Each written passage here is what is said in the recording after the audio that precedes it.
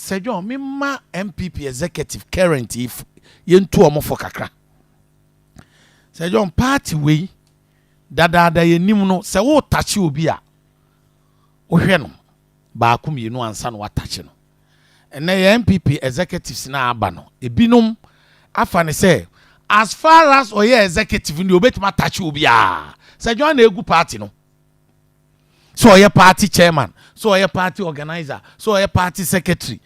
As far as oye constituency executive no say hey we metu no we meyi na di. So obey regional executives we metu no we meyi na di. So obey national executives we mi mane ma we meyi na di. Into omo konipa no wa Sir John. They went there without testing the gravity of that person. Say nipa ni nyina so ewo constituency num, ni nyina so wo region num, ni nyina so wo national net saying odon sakana saying na beye. Omo nyusu fie nyansa wo ho no. Book de na academically. So me ye chairman ne de metimi etu no. Ba ye ne doctor na ne no ye adwuma mrebi no. Say na doctor na ne no plan say we ye beba ho a. Utumi tu be ya afi si wo. Nempo tu asia no hi se hini no wa no tache onye ya. Wa kata kata so. De anya no uwie ni nyina na okuta power. Tumi ni kutawa. Edua no uwie ni hini kura betime twa so. Because they open on saka. Omu hunu this common sense efie nyansa. Na wunya hunu tumi ni nyamai. Usime twadua esudua so twa yetime chew. Sir John tini amiche. Enti unkuta tumi bi ene a ena mayu we yadi no mayu na sebi enga be den party e power na Sir John ban hye so electoral area hye so constituency Kumasi Ashanti region any Ghana na se party bi e focus so penipa de o ma win election a Sir John ye den na me wo obi ko fa gin na gin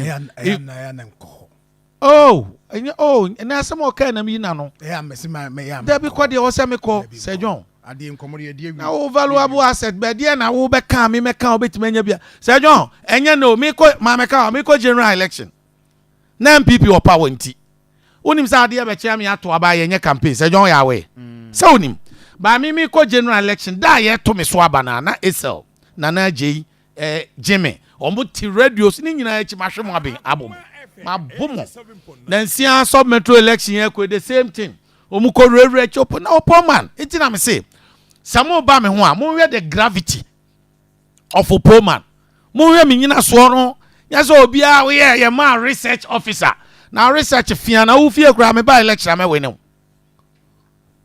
ono ani fie mi ko fie wa me we ne no Esel me ni gina woni kuro ma me we ne no ito omo soma mo sam ya mo we nipa mo ba no no Sir John na me ka kire no me otumfo afutu odba he me tie president omu banyino mko infi ye message ne media no media ni different ko tun for wani okwa ohini bompa ya mo se me di sikadwa eta wachi even nyesa na ya ohini ka ba me media de ohini ka chem se Opooman se ne osi kuma santeman obi ani wa wakwa ma santeman na nimagu ase obi okuma santeman bia sikadwa ta na chi so media ni direct straight e different from so se media ta wachi yate. It is a John me nyame tamachi the keys e di boni pa no Sir John me say keys obi a woni keys uni mu keys on oh when ya busa omo ye computer no papa ya o kase o di say same dey be o say keys me boa ni pa bia wo keys me keys no nim ne spell the eyeball of God okay ha me keys e wo me ho no he obi o di ne sa ka me wo politics me wo ba fofra ma yen se shatawale no me kan wa hye me 2 minutes ana nyame de me to wo ba foforo na ase se uni Opooman be ya obeka e na wugina so na ya wani mbegu ase ko do nsa kam ya do nsa ka nyame aniwa that is my case. All right me that say Opooman so let's deal with this matter say who here so that and bi na me ka no